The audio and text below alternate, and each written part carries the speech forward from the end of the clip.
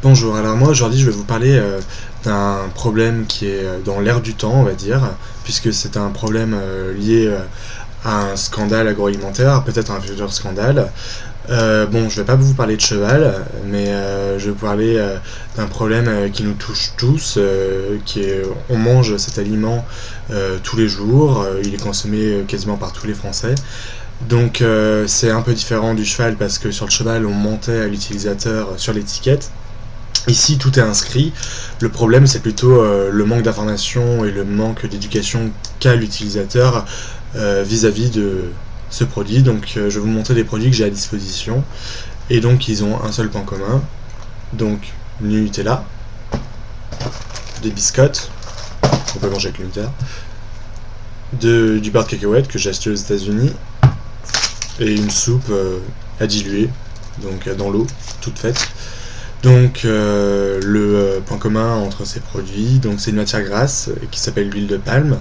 Donc l'huile de palme, elle a été révélée au grand public, on va dire, donc il y a 6 ans quand j'ai commencé à m'intéresser par un reportage sur France 2, mais elle a été encore plus connue au début de cette année scolaire, donc en octobre, puisque le gouvernement actuel voulait instaurer une taxe dite Nutella, faisant référence donc à la pâte à tartiner, parce qu'elle contient en fait énormément d'huile de palme, et en fait c'est le produit que voulait taxer donc le gouvernement, c'est l'huile de palme venant donc de l'importation de pays comme les Philippines et l'Indonésie, qui sont les plus gros exportateurs donc de cette huile. Donc cette huile, pour faire bref, c'est un rêve d'industriel, puisqu'il permet au produit de se conserver plus longtemps, il permet au produit d'avoir un meilleur goût, un meilleur aspect, il permet également au produit de se tenir, d'avoir une bonne consistance, et c'est une huile qui est pas chère à produire, qui est facile à transporter puisqu'elle est solide au niveau, elle est solide à l'air ambiant, contrairement à l'huile d'olive, l'huile de colza ou encore l'huile de tournesol qui est liquide à l'air ambiant. Donc du coup, c'est une huile qui permet aux industriels de fabriquer leurs produits à moindre coût et avoir un effet sur le client positif, puisqu'ils achètent un produit qui permet de se tenir, qui a un bon goût. Donc c'est vraiment un rêve industriel.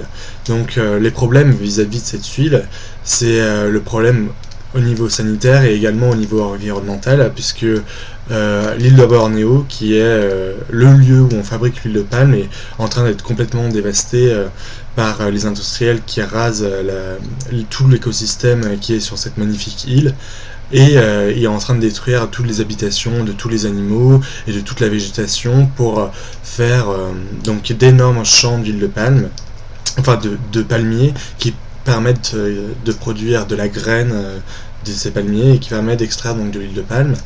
Et également au Brésil en ce moment, comme ils ont une énorme superficie recouverte par la forêt amazonienne, ben eux aussi, comme ils sont en plein développement économique, ils rasent aussi la forêt pour pouvoir faire des plants de palmiers.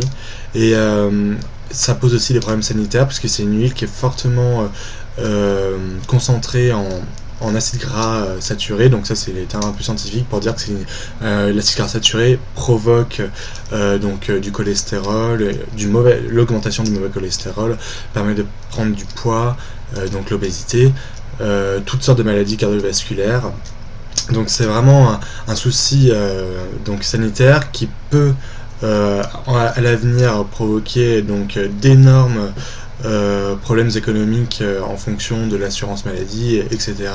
Puisque on en mange quasiment tous les jours. Donc ce qui est un problème encore plus grave, c'est qu'au niveau politique, il y a tellement des forts lobbies industriels au niveau européen que personne ne fait rien. Il y a déjà eu des actes au niveau du Parlement européen pour faire passer des accords comme quoi au moins mentionner sur les produits huile de palme, sauf que ce n'est pas obligatoire et l'obligation c'est juste de marquer huile végétale, mais on ne sait pas de quel végétal provient cette huile. Donc même sur le Nutella, on peut voir que, enfin je sais pas si vous allez voir là, mais on voit marqué huile végétale.